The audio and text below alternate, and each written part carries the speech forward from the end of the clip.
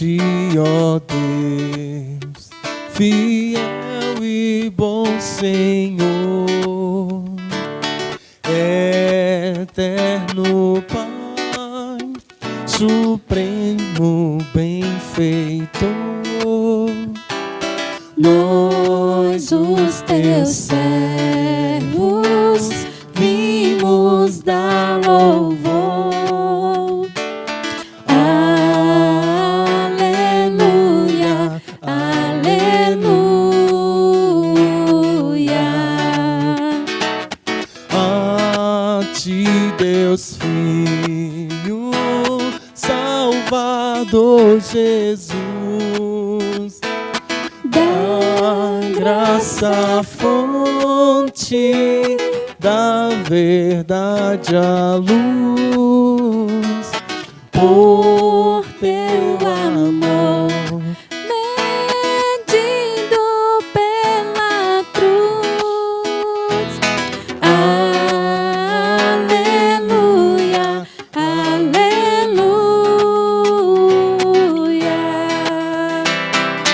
a ti, ó Deus, real Consolador, divino fogo, Santificador, que nos anime, nos acende o amor. Aleluia, aleluia.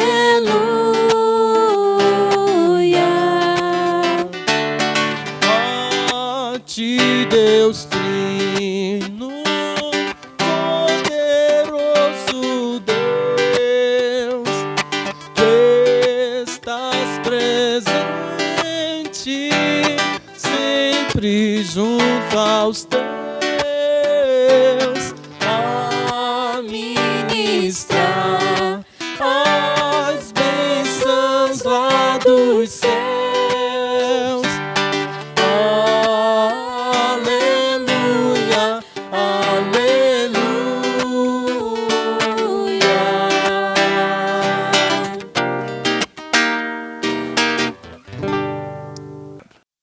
Que a boa e doce paz do nosso único Senhor e suficiente Salvador, Jesus Cristo, inunde o seu lar.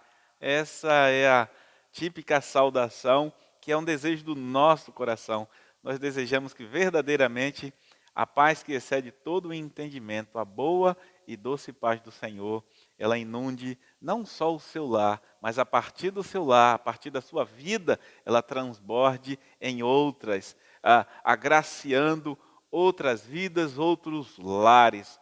Que bom nos encontrarmos mais uma vez, que bom nos vermos nas redes para engrandecer e bendizer o nome do Senhor, para prestar a Deus um culto de louvor e adoração e ouvir a voz de Deus. A nossa grande expectativa é em ouvir também a voz de Deus. Mas nós temos um tempo muito especial nesse mês. Nós estamos no mês das crianças, assim conhecido, mês de outubro, e nós vamos ter a participação especial em cada culto das nossas crianças.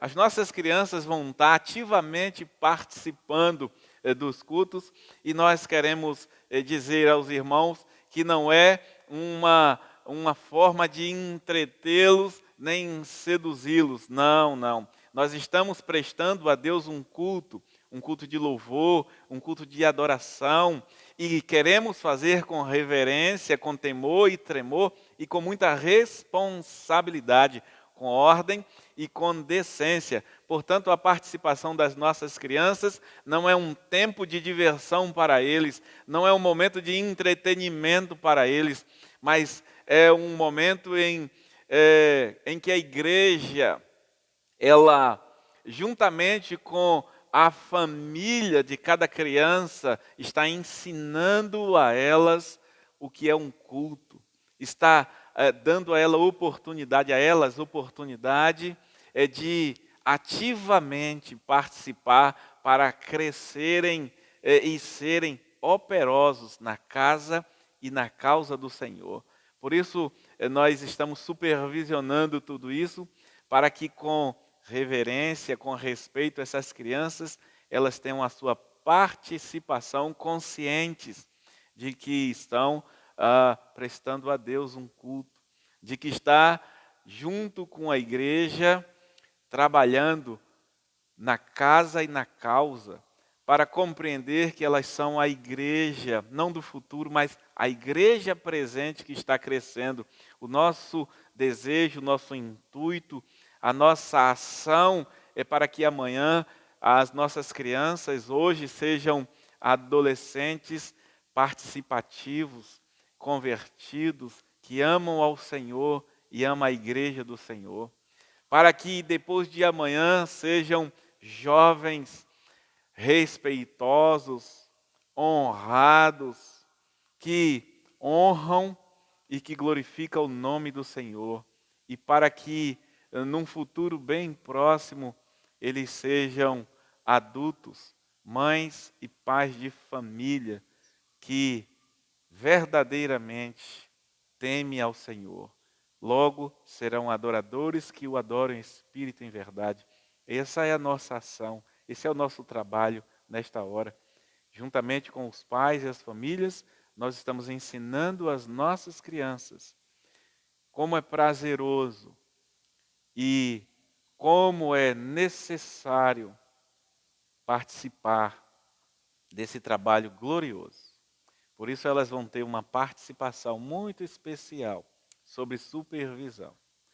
E eu quero, nessa hora, ler um texto, em seguida, já passar a palavra para uma das nossas crianças, orar, agradecendo a Deus pelo culto que nesta hora nós vamos continuar prestando ao Senhor. Eu quero ler em Romanos, no capítulo 8, verso 1, e em seguida o versículo 31. Diz assim a palavra de Deus: portanto, agora já não há condenação alguma para os que estão em Cristo Jesus. Verso 31 vai dizer: portanto, que poderemos dizer diante dessas coisas? Se Deus é por nós, quem será contra nós? Nós queremos ver num futuro próximo as nossas crianças com maturidade e consciência dizerem exatamente isso. Se Deus é por nós, quem será contra nós? Vamos então ouvir a oração de uma das nossas crianças nessa hora. A paz do Senhor, irmão. Vamos orar agora pela abertura do culto. Deus, muito obrigado por mais um culto que o Senhor nos concedeu, mais um dia de aula que o Senhor nos concedeu, mais um dia de vida que o Senhor nos concedeu. Eu te agradeço por todos nós, em nome de Jesus, amém.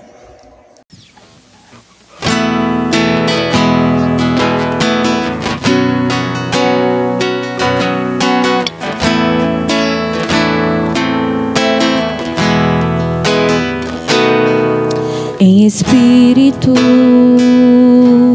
em verdade, te adoramos,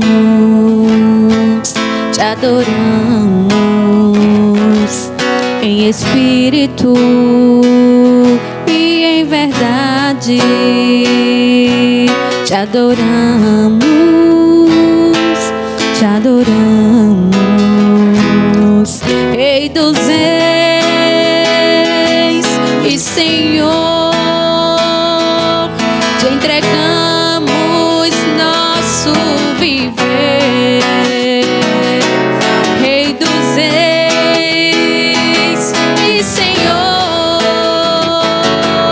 te entregamos nosso viver pra te adorar, ó Rei dos reis. Foi que eu nasci, ó Rei Jesus. Meu prazer é te louvar, meu prazer é estar nos atos do Senhor. Meu prazer é viver na casa de Deus.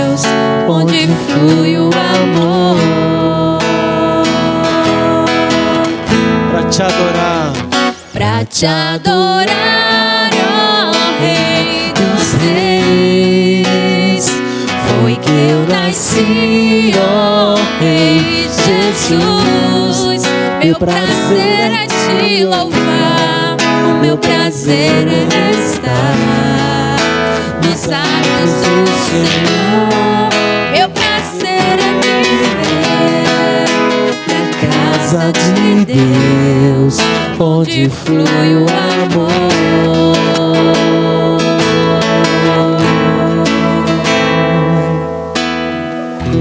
Amém, Jesus. Amém. Que louvado sempre seja o nome do nosso Senhor. Eu quero também fazer aqui aspas e uma observação antes do nosso momento de tempo de confissão e intercessão. Os irmãos que nos acompanham podem estar observando, certamente observaram nessa hora, que o pastor está sem aliança.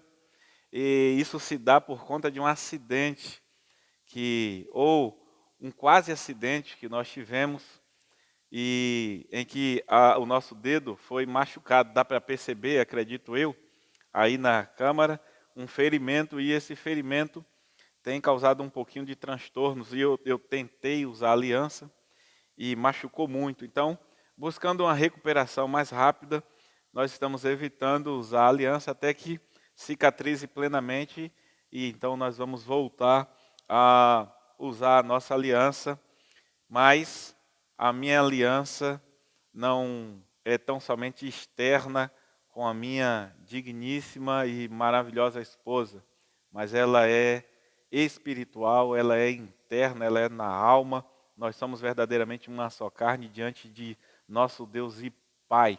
E não é a ausência dessa aliança que me faz um homem dissociado, separado, desvinculado da minha amada. Não, nós estamos em paz, está tudo bem para o louvor da glória do nosso Senhor. Vamos então ao tempo de confissão e intercessão nessa hora. Eu quero ler um texto com os irmãos antes de orar, que está no capítulo 28 de Provérbios. O verso 13 do capítulo 28 de Provérbios diz assim a palavra de Deus: quem encobre suas transgressões jamais prosperará, mas quem as confessa e as abandona alcançará misericórdia.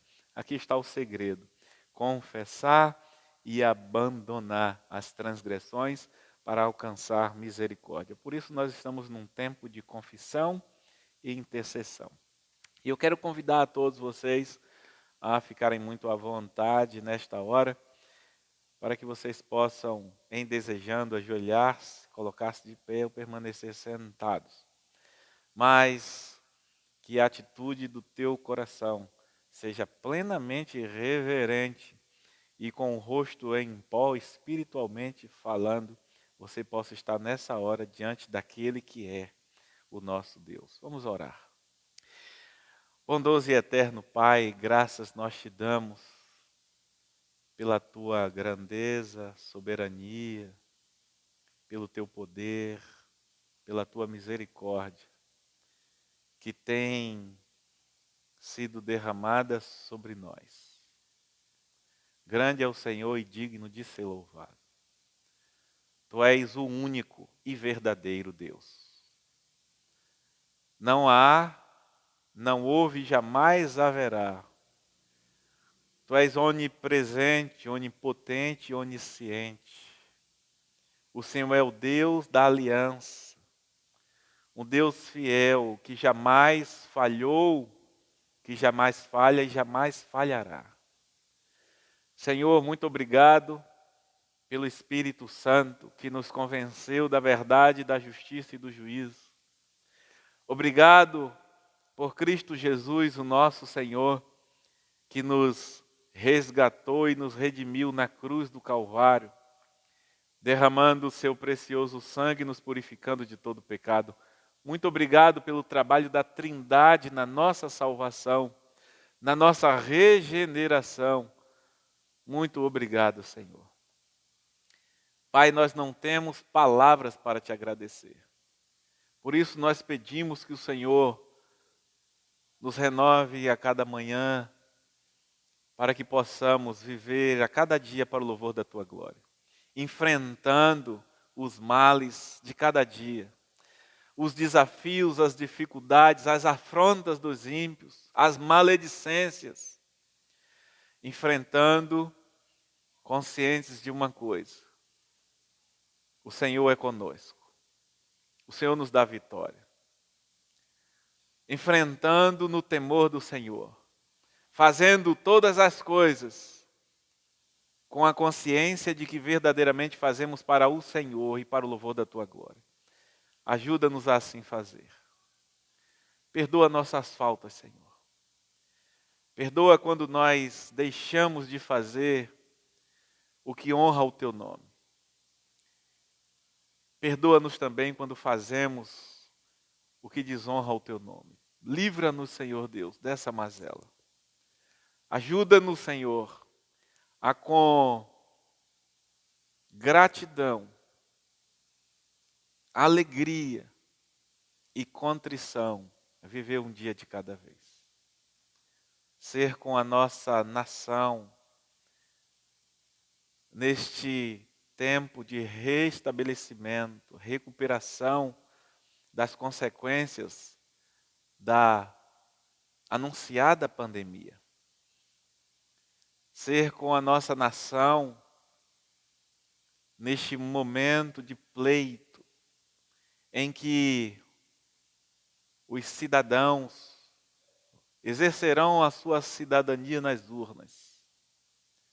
Mas eu quero fazer um pedido muito particular, pelo povo que se chama pelo Teu nome. Senhor, que em sendo candidatos e eleitores, não venham escandalizar o nome do Senhor.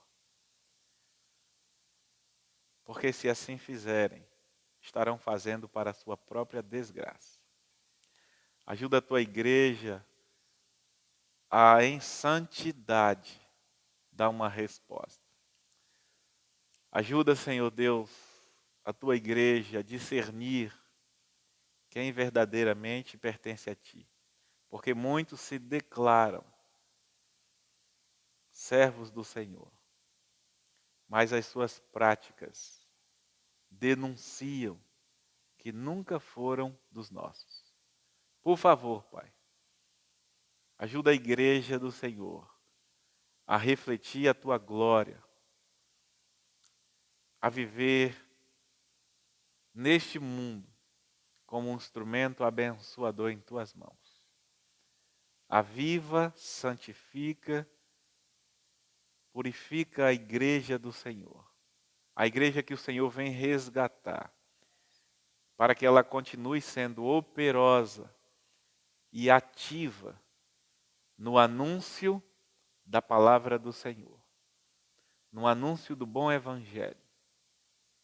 E, enquanto necessitar, e há de sempre necessitar, ajuda a igreja a verbalizar.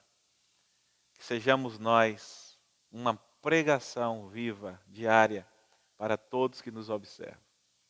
É assim que eu oro, Senhor, pedindo que o Senhor nos perdoe, pedindo que o Senhor nos renove, pedindo que o Senhor nos direcione em todo o tempo para o louvor da glória do Teu nome. É assim que nós oramos, gratos a Ti nesta hora, e fazemos isso em nome de Jesus. Amém.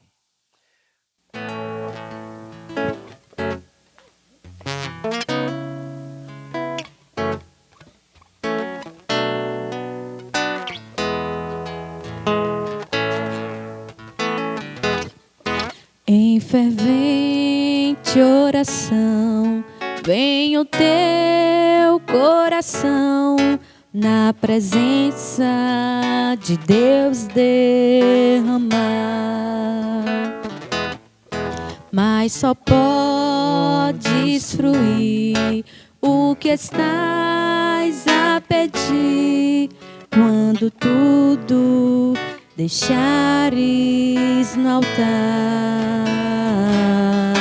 Quando tudo perante o Senhor estiver e todo teu ser Ele controlar, só então has de ver que o Senhor tem poder quando tudo deixares no altar.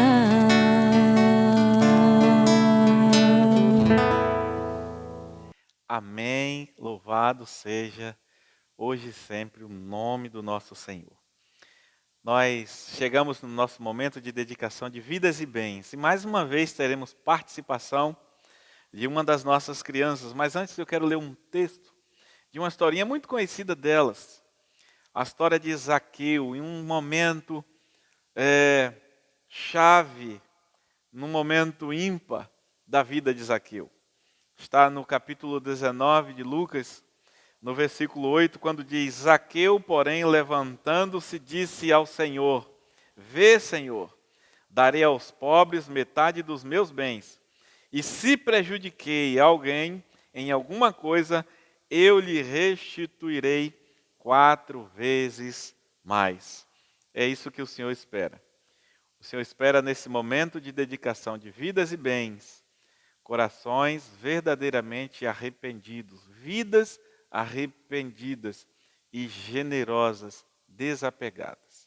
Vamos então ouvir a oração. Graça e paz, irmãos, vamos orar? Papai do céu, muito obrigado pelos os dízimos, ofertas, pelos meus coleguinhas, pela minha mãe, pelo meu pai. Em nome de Jesus, amém. Amém. Glória seja dada a Deus por cada oraçãozinha pura dessas nossas crianças, inspirada pelo Espírito de Deus. Eu agora quero convidar a todos vocês à preparação que nós sempre fazemos antes da exposição da palavra.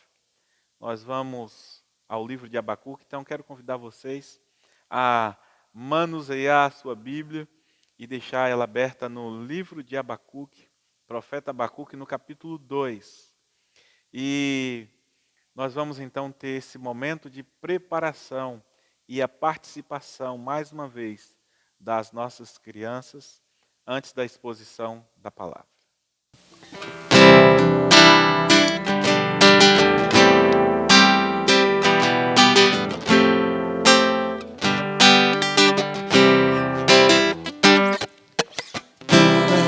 Soberano sobre a terra, sobre os céus, tu és Senhor absoluto. Tudo que existe e acontece, tu sabes muito bem. Tu és tremendo, tu és soberano. Tu és soberano sobre a terra, sobre os céus, tu és Senhor.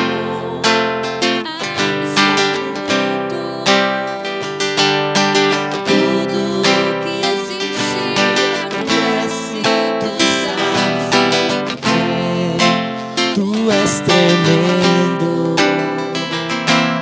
E apesar desta glória que tens, tu te importas comigo também. Este amor tão grande eleva-me a amar-me a ti. tu és tremendo. E apesar desta glória que tens, Tu te importas comigo também. e este amor tão grande Eleva-me a amar-me a ti. Tu és tremendo, tu és tremendo, tu és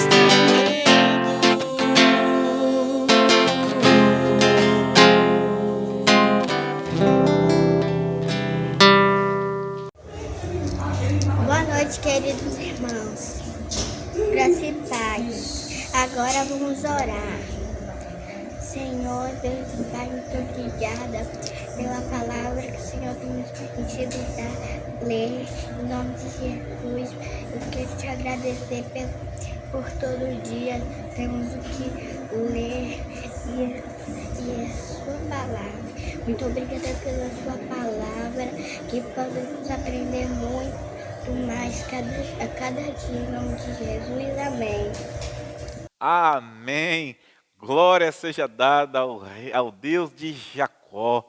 Nós vamos então à exposição da palavra, mas antes vamos rememorar a grande ideia do livro e o propósito do livro. A nossa intenção com isso é ajudar você a compreender o livro que ora expomos. A grande ideia do livro é a seguinte: o Senhor traz juízo sobre o pecado, restaurando o justo e eliminando o ímpio, fazendo com que a queixa do profeta seja transformada em exultação. E o propósito deste livro é mostrar que a fé que se baseia na revelação passada do caráter e poder de Deus permite que o justo viva pela fé e se regozije no futuro, confiante na justiça divina, apesar dos conflitos do presente. Nós vamos ao livro de Abacuque, no capítulo 2. Hoje nós vamos explorar do verso 6 ao 11. Mas é importante a gente compreender que esta pequena porção que hoje vamos apreciar, ela está dentro de uma estrutura maior. E a estrutura é capítulo 2, do verso 2 ao verso 20. Essa é a estrutura maior. Como nós temos muitas lições a ser extraída desta perícope, e nós teríamos então uma mensagem muito extensa e cansativa, nós estamos fatiando, nós dividimos em pequenas porções, para que em seu lar, no conforto do seu sofá, você não cochile no conforto e acabe perdendo a oportunidade de aprender mais e mais. E também para não sermos enfadonhos. Por isso nós estamos fatiando. E hoje nós vamos olhar e apreciar do verso 6 ao verso 11. Muito embora vamos ler desde o versículo 2. Mas o nosso alvo hoje, verso 6 ao verso 11. Diz assim a palavra do Senhor, a partir do versículo 2. Então o Senhor me respondeu e disse: escreve a visão em tábuas de forma bem legível, para que até quem passe correndo possa lê-la. Pois a visão é ainda para o tempo determinado, e se apressa para o fim. Ainda que demore, espera, porque certamente virá, não tardará. Vede o arrogante, a sua alma não é correta, mas o justo viverá por sua fé. Além disso, o vinho é traiçoeiro, o homem arrogante não permanece. Seu desejo impetuoso é como o Sheol, como a morte, nunca se farta, mas para si ajunta todas as nações e reúne todos os povos. Não farão todos os povos um provérbio e uma frase de zombaria contra ele, e dirão: ai daquele que acumula o que não é seu, ai daquele que se enche de bens saqueados. Até quando será assim? Não se levantarão de repente os teus credores? Não despertarão os que farão estremecer? Então servirás de despojo para eles. Visto que despojastes muitas nações, os outros povos te despojarão por causa do sangue derramado e da violência contra a terra, contra a cidade e contra todos os que nela habitam. Ai daquele que adquire para sua casa lucros criminosos, para pôr o seu ninho no alto, a fim de se livrar das garras da calamidade. Planejaste vergonha para a tua casa, pecaste contra ti mesmo, destruindo muitos povos. Pois a pedra clamará da parede, e a trave lhe responderá do madeiramento. Essa é a estrutura que nós temos. E a grande ideia para essa estrutura de hoje é: o único e verdadeiro Deus, ao exercer o seu juízo, preserva o justo, e em meio a lamentos, dá a colheita do ímpio. Vemos então o lamento do profeta sobre a horrível colheita do ímpio. Temos nessa estrutura os 5 ais de juízo de Deus contra os ímpios. E nós hoje vamos trabalhar os 2 primeiros ais. Eles estão no versículo 6 e no versículo 9 deste capítulo. É importante lembrar que o que se segue abaixo é referente à visão dada por Deus ao profeta. E sobre a visão é dito que ela é fiel e se cumprirá em breve. Versículo 2 e versículo 3 é o que nós temos. É a introdução do capítulo, a visão, e ela traz essa garantia de cumprimento. A visão dada ao profeta contempla a preservação do justo, que vive pela fé, verso 4, nós vimos isso, e a destruição do ímpio, versículo 5, nós também vimos. Mas antes da total destruição do ímpio, temos a promessa da colheita dos seus feitos em meio a lamentos. Aqui entra o juízo de Deus. O único e verdadeiro Deus, ao exercer o seu juízo, preserva o justo e em meio a lamentos dá a colheita do ímpio. A estrutura de julgamento e condenação normalmente está assim organizada. Vou apresentar para vocês.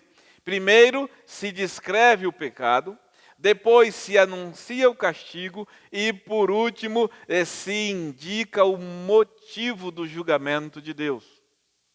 Eu quero que você olhe para o texto e observe isso.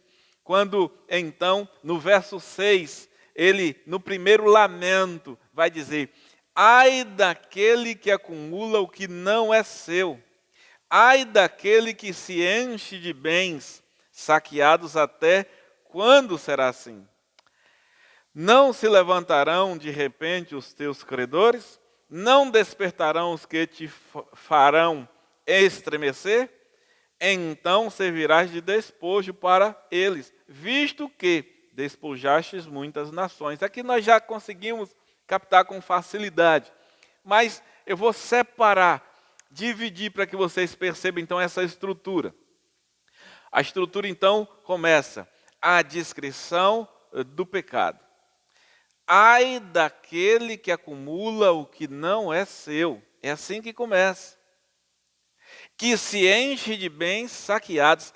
Ai daquele, a segunda parte, na minha versão, a sua versão talvez só tenha um ai, porque na verdade, esses 2 ais aqui na minha versão, século 21, corresponde a um único ai, tem um único sentido, fala a mesma coisa. Ai daquele que adquire para a sua casa lucro criminoso. Então nós temos primeiro a descrição do pecado. E qual é então a descrição do pecado? O acúmulo do que não é seu. O adquirir para si lucro criminoso. Então a estrutura começa assim, a primeira parte é essa, a descrição do pecado. Segunda parte, o anúncio do castigo. E vai dizer então: não se levantarão de repente os teus credores.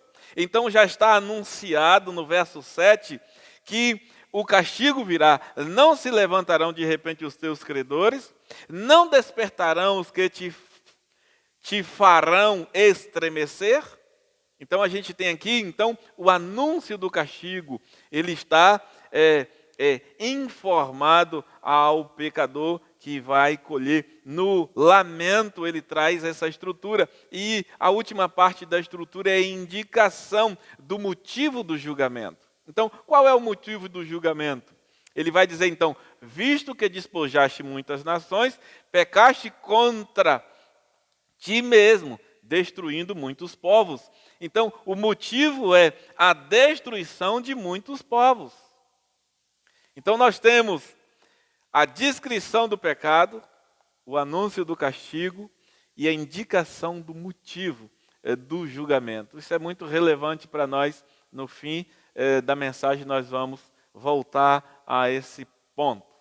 Nós vamos então dividir esta mensagem em 3 pontos ou 3 partes. O primeiro ponto, a primeira parte, nós vamos tratar do lamento contra o enriquecimento ilícito. Segundo ponto, o questionamento sobre o tempo de duração desta prática.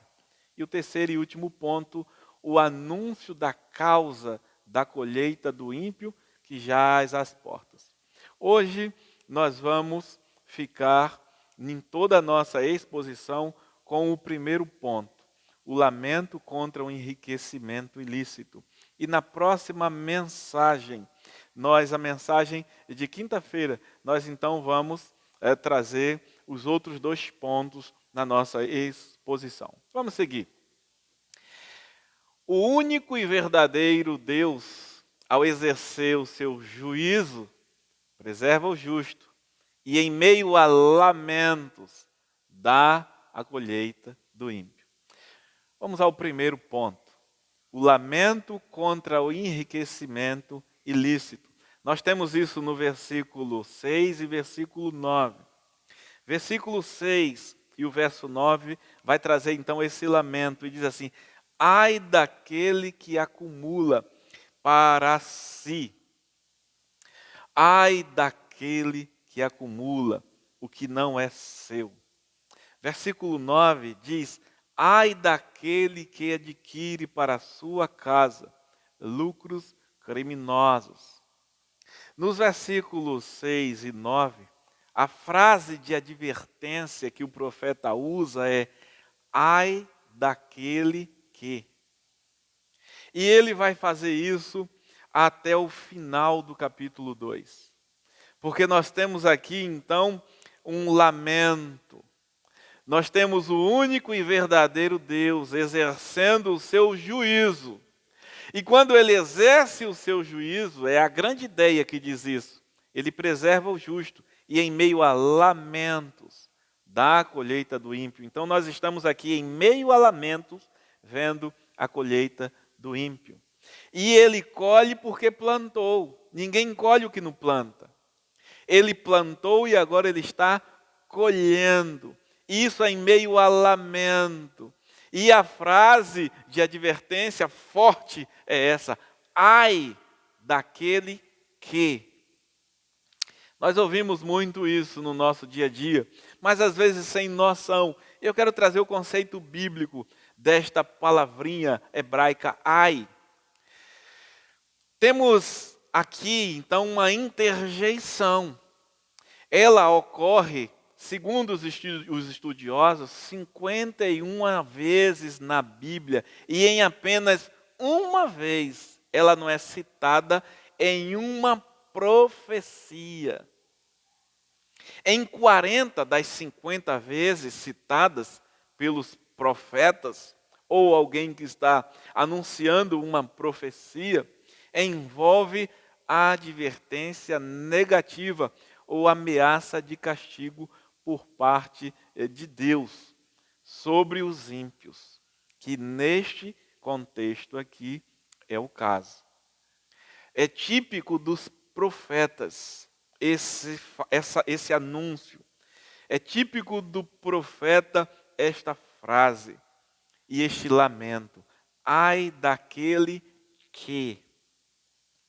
Essa ameaça não é uma ameaça emotiva, feita no momento de fúria e desequilíbrio emocional no tocante ao homem. Não é uma ameaça feita por alguém que depende de outras circunstâncias para cumprir a sua ameaça. Não é uma ameaça feita por alguém que não pode por si mesmo cumpri-la. Antes, essa ameaça é o anúncio de um decreto divino. Ou seja, vai se cumprir como está dito. Há apenas um lamento dizendo: coitado. A expressão ai, ela traz essa ideia exatamente. Coitado. Eu lembro de minha mãe, nos seus ensinos e nas suas disciplinas, que ela, de vez em quando, soltava uma dessa. Ai daquele que fizer, ai de vocês. E virava e mexia, a mamãe dizia, coitado. E a coisa normalmente não era boa. Coitado dos que prosperam de forma ilícita. Esse lamento é especialmente contra os babilônios, mas também é para todos os ímpios, mesmo de Judá. E aqui nós precisamos observar, a primeira resposta dada ao profeta Abacuque é de juízo, primeiramente ao povo de Deus, ao povo de Judá. Capítulo 1, versículo 5 e versículo 6 é a primeira resposta de Deus.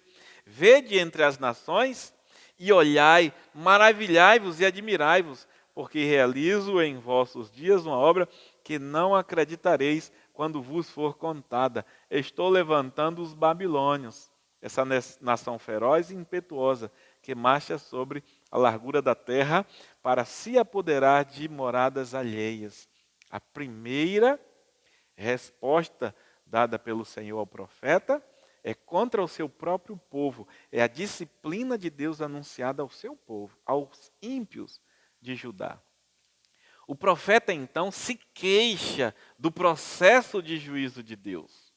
Na segunda resposta ao profeta, que está no capítulo 2, verso 4 e verso 5, especialmente o versículo 5, que aponta para os arrogantes, esse que é o ímpio, agora sim, nós entendemos e vemos os babilônios incluídos. E não são só os ímpios babilônicos, mas todos os ímpios de todas as épocas. Nós podemos aplicar esse princípio, porque é um princípio divino. E os princípios divinos, os princípios de Deus, eles são eternos. E aqui nós temos um princípio de Deus.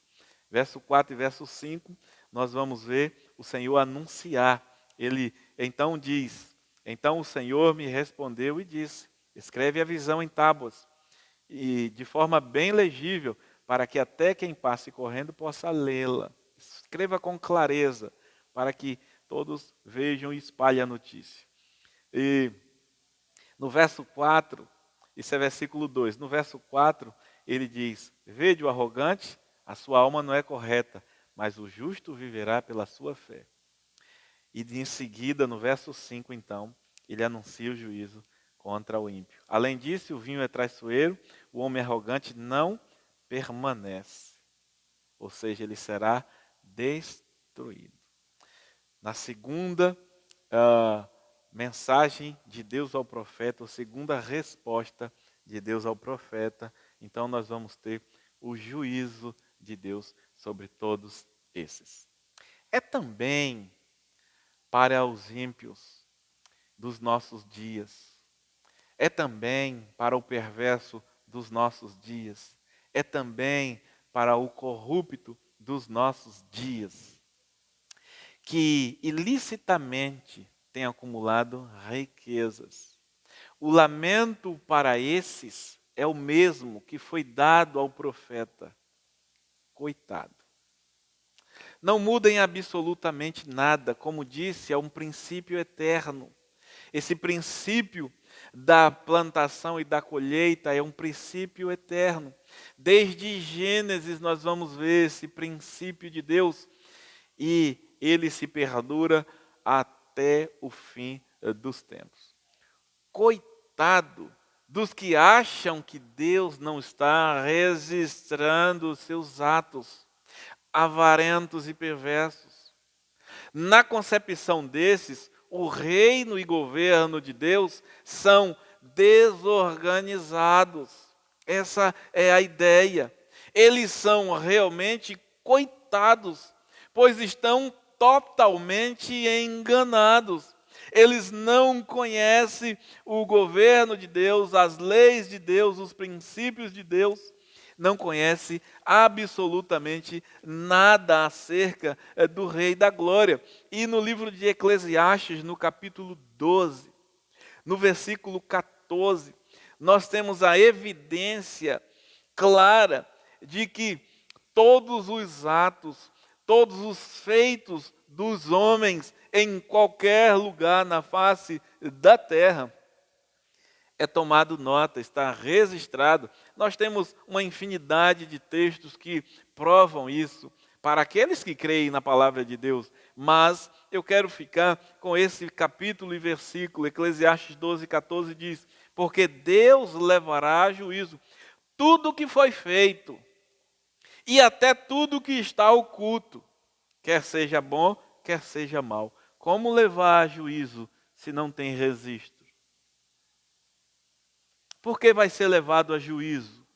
Por que Deus vai cobrar tudo, até o que está oculto? Porque aquilo que só quem fez pensa que só ele sabe, Deus também sabe. E está tudo tomado nota. E no dia do Senhor vai haver prestação de contas. Então, é um texto claro para nós.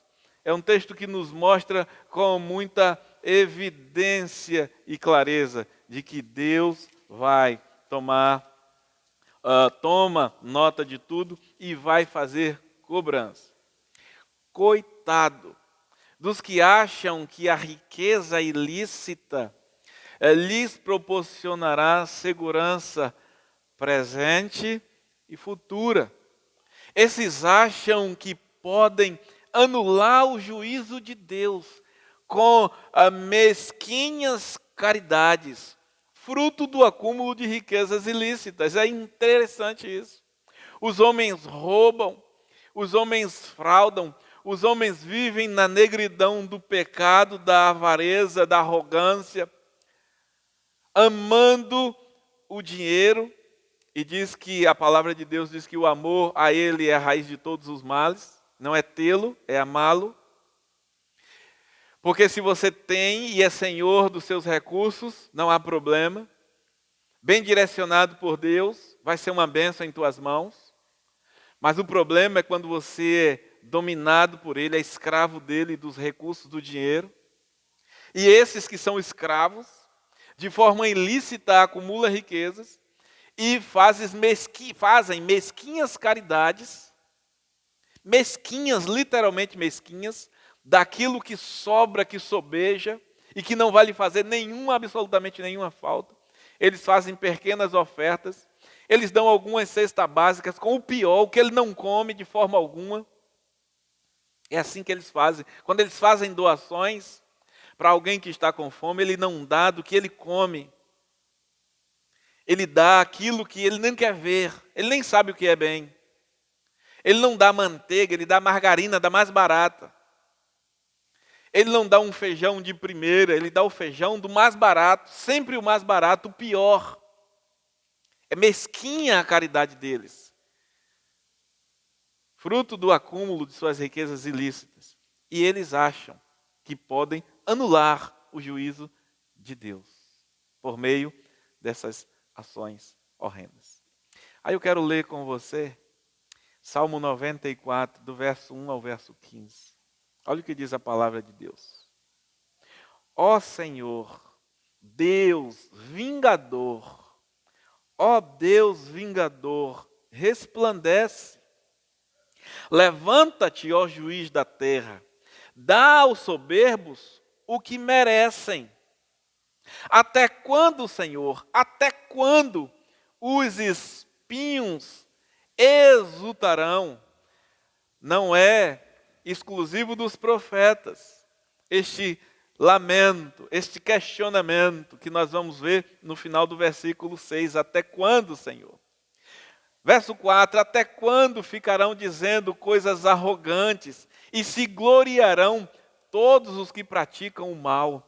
Ó Senhor, eles esmagam teu povo e afligem tua herança, matam a viúva e o estrangeiro, tiram a vida do órfão e dizem: o Senhor não vê, o Deus de Jacó não percebe. ó tolos do povo, procurai entender, e vós insensatos, quando tereis sabedoria? Por acaso aquele que fez o ouvido não ouvirá? Ou aquele que formou o olho não verá? Não, por acaso aquele que disciplina as nações não corrigirá? Aquele que instrui o homem no conhecimento, o Senhor conhece os pensamentos do homem, sabe que são fúteis.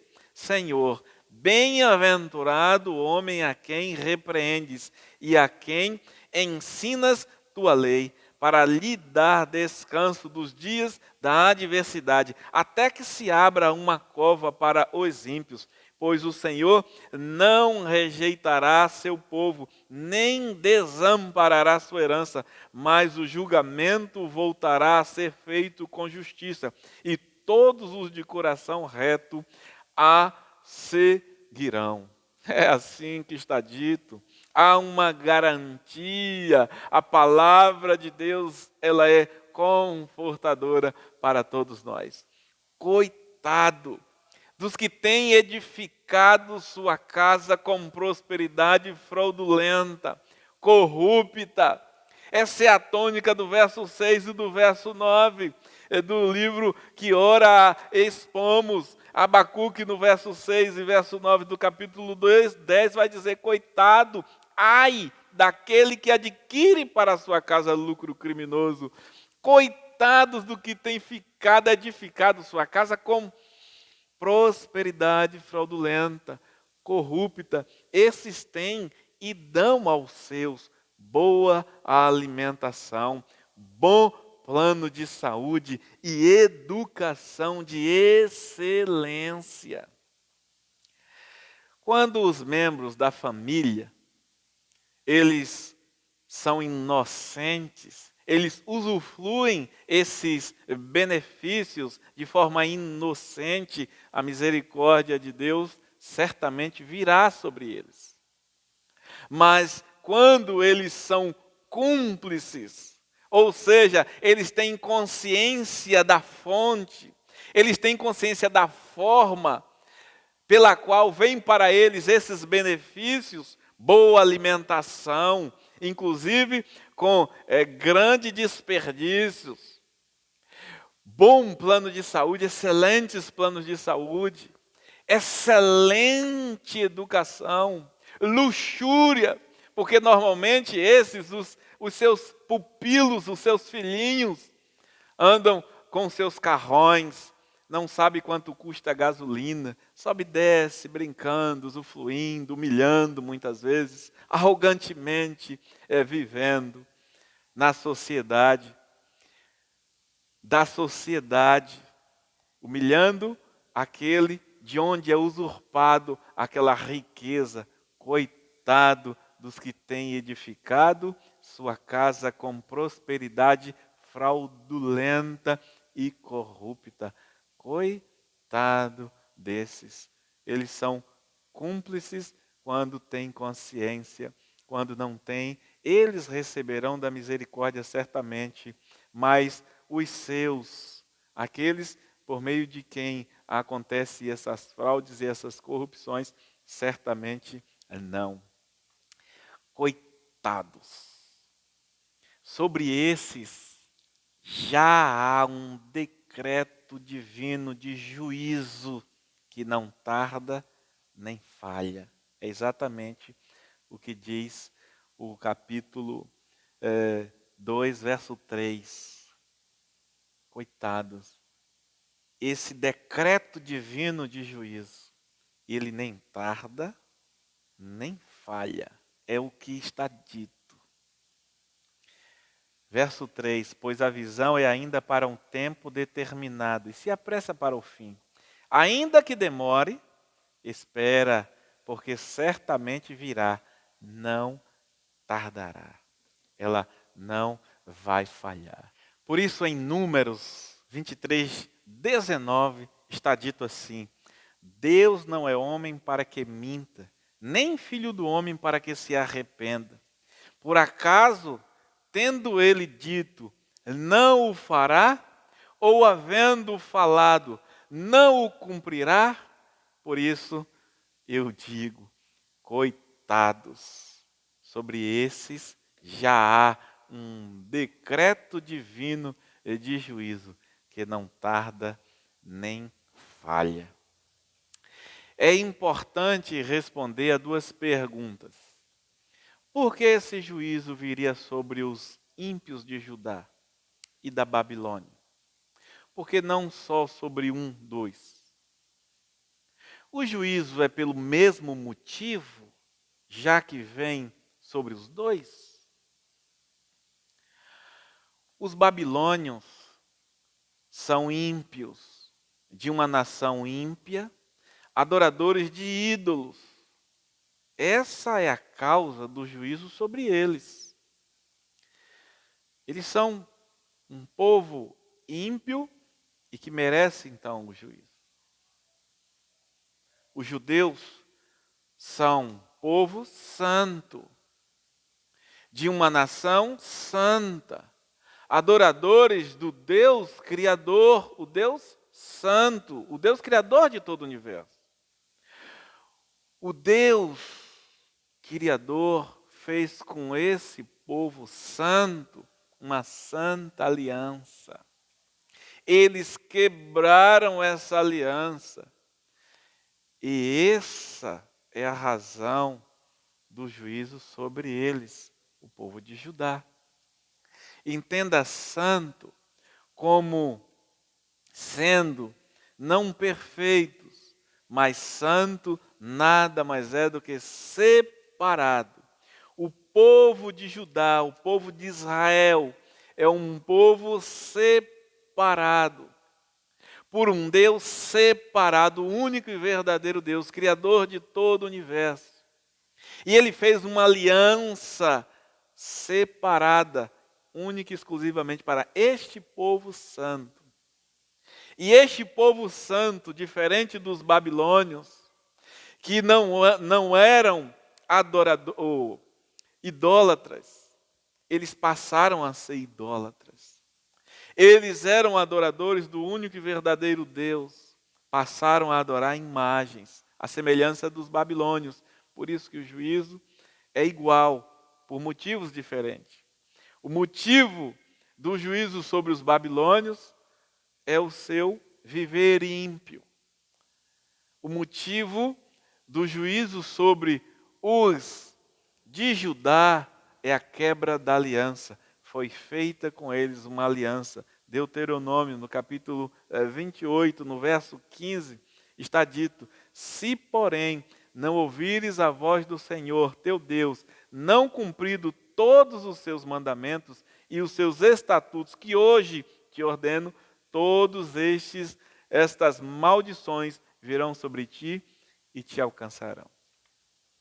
O que nós temos sobre Judá é a promessa de Deus de juízo na desobediência. E o que nós temos sobre os babilônios é a colheita, muito embora não deixa de ser uma colheita de Judá. Mas a consequência é a quebra da aliança. Porque se Judá permanece integralmente fiel, o Senhor traria sobre eles as bênçãos advindas da obediência. Os ímpios, ou os arrogantes, como é chamado aqui na minha versão, século 21, especialmente os arrogantes, os ímpios babilônicos, seriam recompensados na proporção de olho por olho e dente por dente. A lei da retaliação, que está em todo o Antigo Testamento, desde o capítulo 9 de Gênesis, ou melhor, capítulo 2 de Gênesis, não pretende ser uma regra de vingança divina, não, mas um princípio de justiça. O homem colhe o que planta. A proposta é essa, é um princípio de justiça divina, que está dito desde sempre, e os princípios divinos são imutáveis. O homem colhe o que planta. O único e verdadeiro Deus, ao exercer o seu juízo, preserva o justo, e em meio a lamentos, dá a colheita do ímpio. Por isso nós fiquemos em paz. Asaf, o salmista Asaf, ele entrou em desespero ao ver a prosperidade do ímpio. E quase que ele abandona a fé. Fiquemos nós que estamos inundados por uma vasta, abundante quantidade de relatos, de testemunhos. Fiquemos nós em paz, contritos e vivendo pela fé, independente das circunstâncias. Conscientes de que Deus é justo. O justo juiz está a contemplar todas as coisas. E no tempo da perfeição, porque ele nem tarda, nem falha, ele há de trazer o juízo, preservando o justo e em meio a lamento, dando ao ímpio a sua colheita. Eu quero concluir, então, esta mensagem, esse primeiro ponto, da seguinte forma. As promessas do Deus de Jacó são infalíveis e confiáveis. Ele nos prometeu um Salvador, descanso, paz e justiça eterna. Ele nos deu Jesus Cristo, o Salvador. Ele é o caminho que nos conduz ao descanso, à paz e à justiça eterna. E nós temos isso em registro bíblico, mas também temos em João, Evangelho de João, no capítulo 14 do Evangelho de João, do verso 1 ao verso 4, o seguinte: não se turbe o vosso coração, crede em Deus, crede também em mim. Na casa do meu pai há muitas moradas. Se não fosse assim, eu vos teria dito, pois vou preparar-vos lugar. E se eu for e vos preparar lugar, virei outra vez e vos levarei para mim, para que onde eu estiver, estejais vós também. E vós conhecereis o caminho para onde vou. Essas são as promessas de Deus para nós em Cristo Jesus. A nova Jerusalém, a nossa eterna morada. Essas promessas são dignas de aceitação. Não fiquemos aflitos, mas confiemos e vivamos pela fé.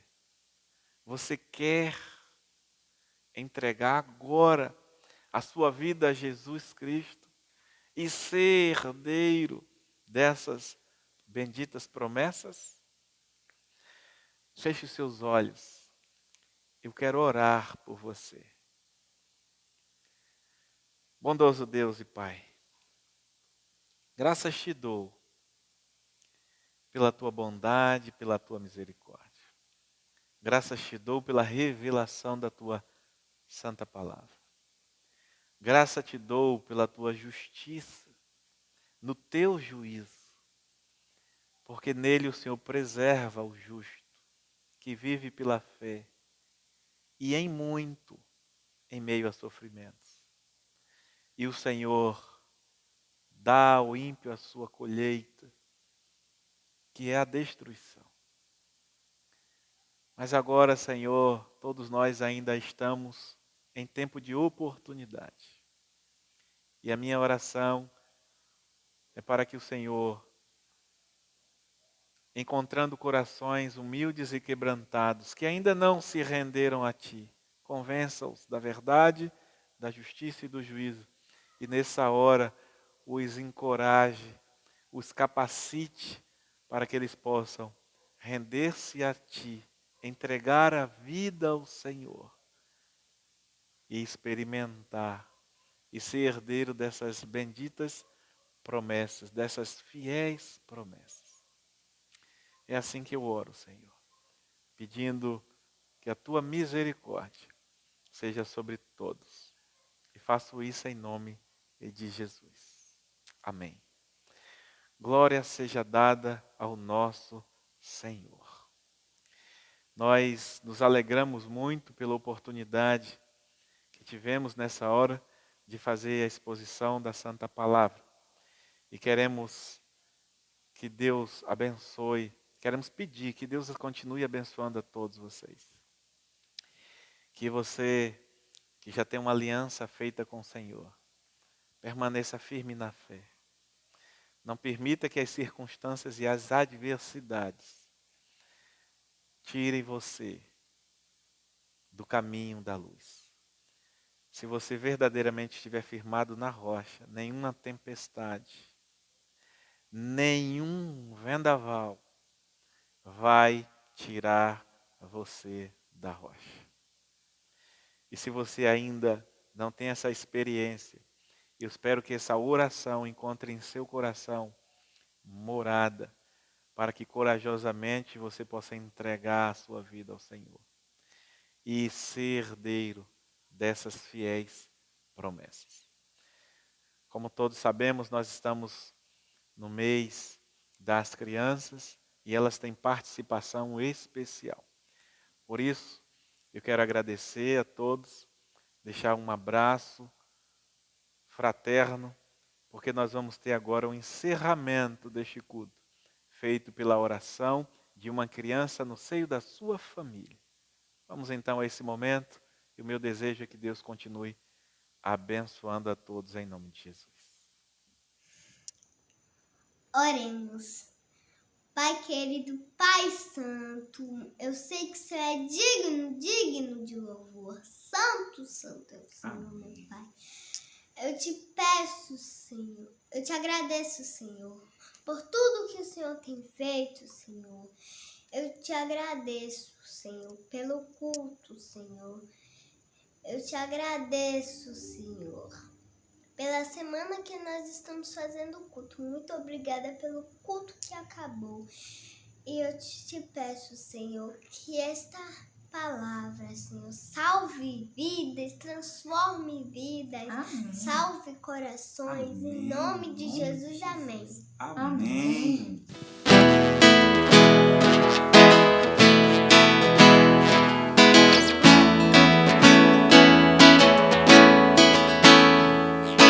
Cria em mim, ó Deus, cria em mim, ó Deus, um coração puro. E renova um espírito inabalável. Não retires de nós o teu espírito.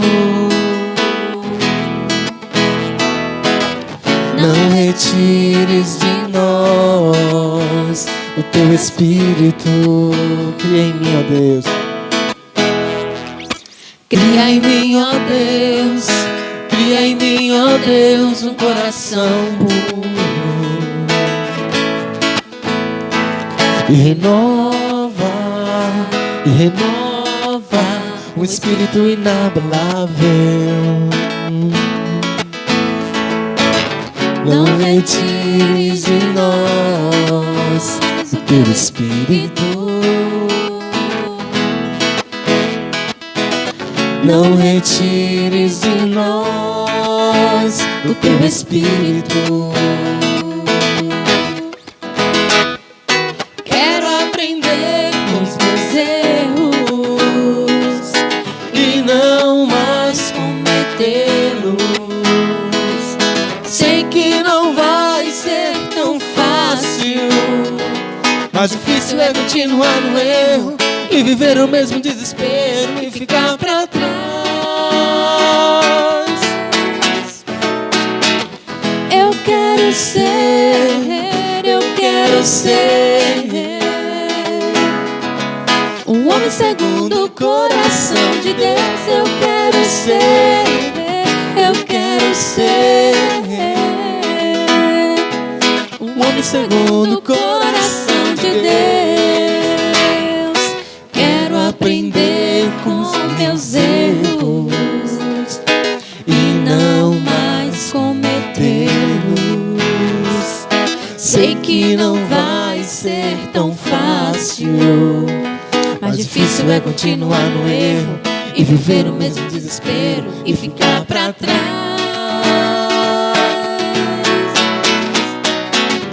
Eu quero ser,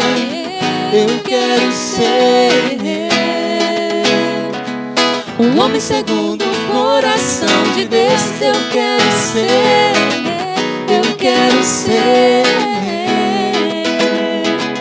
um homem segundo o coração de Deus.